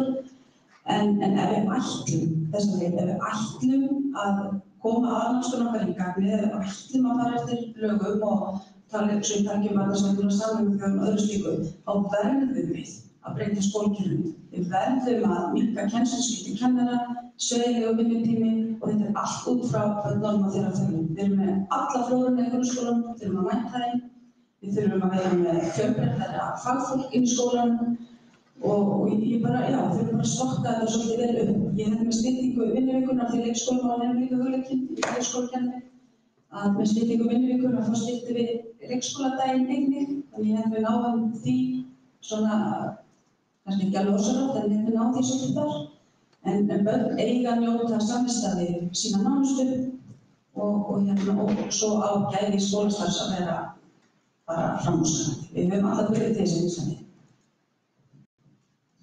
Tekið undir bara sessjónum að ég lít dálítið á frístundir sem menntandi í allra sinni og ég sé þetta núna er í fjórðu viðbyltingunni og félaginn Dr. Gestur Guðmundsson, hann segir að þetta sé sem að meirvilling heldur en yfirvilling í sjálf á sínum tíma, allir þessi samskiptabækni, allar þessar breyttu forsendur og sennilega verða þannig að börn sem eru í 12 ára bekk núna þau fara aftur í 45 ára bekk, sennilega 65 ára bekk líka. Og þá verðum við líka velþörður eins og við búum hér hringtíminn og hingað til vinna, borgaralaun og annars slíkt að við höfum að halda þessum skiptingu samfélagsins til haga. Þannig að ég held að sé, ég hef náttúrulega líka ríkðarlega mikilvæg verkefni framöndan, en það sem ég held að sé 1, 2 og 3 í sambandi við þann land sem ég kem úr, að þá horfum við upp á ágæti strúktúr í kringum skólakerfið þó að manni finnst það kannski einum of, þá ég búinn að vera vilja umhverfis sem algjörlega strúktúrlaust og þess vegna myndi ég vilja leggja áherslu á það að einhvers konar ráðleggjandi direktíf eða reglugerð eða hvað maður kallar þetta eða lög eða eitthvað slíkt sem kveða á einhvers konar gæði í öðru upplýstarefni skóla. Skólinn íbundinn á lögum og þá ég með svona hugtök sem mjög uppleikinn eftir langa veru á þessum vettvangi sem semst borgarvitund og sjálfsefni. Og það lykilatriði í uppbyggi alls fólks og það það sem fólk að fást við frá vaggu til grafar og það auðvitað menntandi upplýsingin og við erum að fara inn í samfélagsbreytingar sem gefa mikið rými til alls konar nýjungar sem við erum að láta.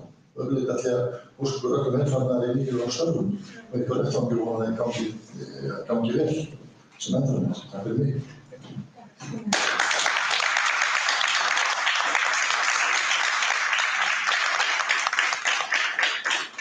Ég vil þakka kærlega fyrir komuna. Þetta verður storka venjum, ný menntastefna, breytta samfélagslega forsend. Þetta er svona breytingar næst fyrir kóknir þetta var nýmenna. Þannig að við held að við höldum bara stefnunni og breytt áfram eins og breyta stefnu og breyta kóknir. Við erum á réttri leið og ég vil bara þakka aftur kærlega fyrir komuna og meira sem það.